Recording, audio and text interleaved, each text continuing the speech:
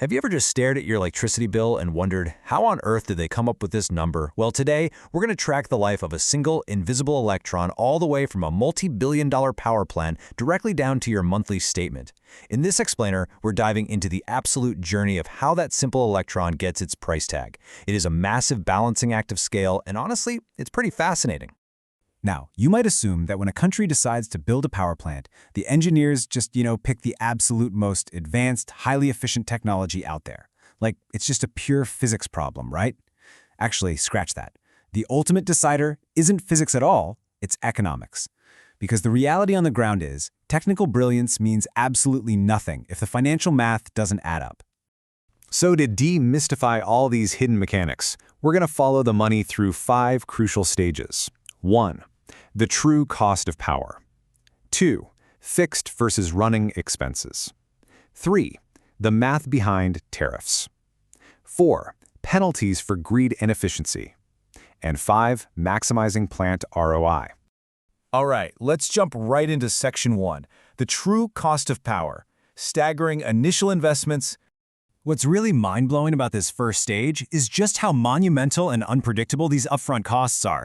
I mean, way before a single watt of power is ever even generated. To put this in perspective, look at the estimated cost forecasts for U.S. nuclear plants. They literally skyrocketed from $1,200 per kilowatt in 2002 up to over $8,000 just a few years later. It's wild. Thanks to shifting material costs, labor, and changing policies, building one of these plants isn't just an engineering feat, it is an incredible financial gamble. Moving on to Section 2, Fixed versus Running Expenses, breaking down the bill.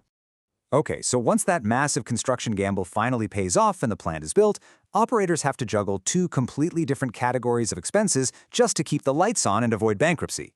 The absolutely crucial difference here is between fixed and running costs. Fixed costs, think loan interest, taxes, insurance, these are bills you absolutely have to pay, even if the plant is completely shut down and the gates are locked.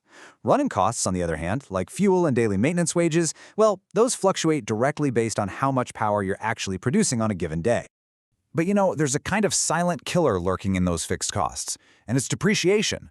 Even beyond paying off simple loan interest, operators have to face the reality that their brand new, shiny plant is slowly, dying. It's experiencing natural wear and tear. Depreciation means they have to charge enough money right now to set funds aside for replacing aging turbines and weather-beaten grid infrastructure way down the line. If they don't account for that, the plant will eventually break down and they just won't have the cash to fix it. To make this a bit more concrete, think about a typical steam power plant. A massive 55% of its entire budget goes purely to fixed charges. Fuel eats up another 35%, which leaves a measly 10% for actual operation and daily maintenance. So, when you think about it, over half of what you're paying for electricity has absolutely nothing to do with physically generating the power. It's just paying off the plant's sheer existence. Which brings us to Section 3, the math behind tariffs, making the money back. So how exactly do utilities translate all those billions of dollars of debt into just a few cents on your monthly bill? Well, they don't charge a simple flat rate. Take a look at this domestic tariff structure from Egypt. It is strictly tiered based on usage blocks. The very first block, say 0 to 50 kilowatt hours, is priced at just 7.5 payasters. But scale that up to heavy usage over 1,000 kilowatt hours, and suddenly the price jumps to 84 payasters. Essentially, lower consumers are being subsidized, while heavier residential users pay a premium to support the whole system. But here's where it gets super interesting. That entire logic flips completely when we start talking about massive factories. Heavy industrial plants often actually receive special, much lower electricity rates. You might be wondering, why on earth would they do that? Well, because supporting large-scale manufacturing provides a massive secondary boost to the entire national economy. It creates local jobs, it stimulates intensive production. So the government is effectively using cheap power as an economic engine. All right, let's dive into Section 4, Penalties for Grid Inefficiency, Visualizing the Invisible. Now we reach what I think is the most complex part of your bill, the invisible penalties. These are designed to financially punish factories that put erratic or just inefficient strain on the shared power grid. Let's compare Factory A and Factory B. They both consume the exact same amount of real, usable power. But Factory B has a terrible power factor of 0.5.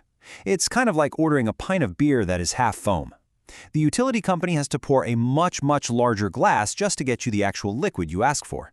So, by artificially forcing the grid to supply double the capacity, Factory B gets slapped with some really severe financial penalties. And then we have another notorious grid killer, known as maximum demand. Once again, Factory B uses the exact same total energy as Factory A over the course of a whole month, but check out those massive, sudden spikes in their usage. Those crazy spikes actually require the utility to physically build a bigger power plant just to handle that one brief surge. And trust me, the utility is definitely not going to absorb that cost themselves. They pass it directly on to the factory. Which brings us right to a concept called contracted power. This operates exactly like a strict landlord-tenant agreement. Say you reserve heavy grid capacity for your factory. Maybe you install massive cables and transformers for some future expansion. Well, you're going to pay for that privilege whether you actually turn the lights on that month or not. It's like renting a massive warehouse but only using one little corner of it. You still have to pay for the whole space because the utility company reserved it for you, meaning they couldn't sell that capacity to anyone else. And finally, Section 5, Maximizing Plant ROI, the Investor's Playbook. So, how exactly did the investors who initially funded this multi-billion-dollar plant actually guarantee they get their return on investment over, say, 30 or 40 years? Well, they strictly follow a three-step playbook. Step 1, select the most economically viable plant type for the specific situation. Don't just go out and buy the shiniest new tech. Step 2, install highly durable equipment. You have to do this so daily maintenance doesn't completely eat your profits and you outpace that depreciation we talked about. And Step 3, this is absolutely crucial. Operate the plant continuously on a flat, predictable load curve. The steadier that plant runs, the faster and more efficiently you can spread out and pay down those massive fixed costs. So the next time you flip a light switch in your house, just take a second to remember the incredible economic balancing act happening right behind the wall. I mean, from multi-billion-dollar construction gambles and invisible grid penalties, all the way down to the meticulous math calculating the natural depreciation of a turbine sitting hundreds of miles away, there is just this entire massive hidden economy powering that single electron. Honestly, are you ever going to look at the hidden economics behind your monthly electricity bill the same way again?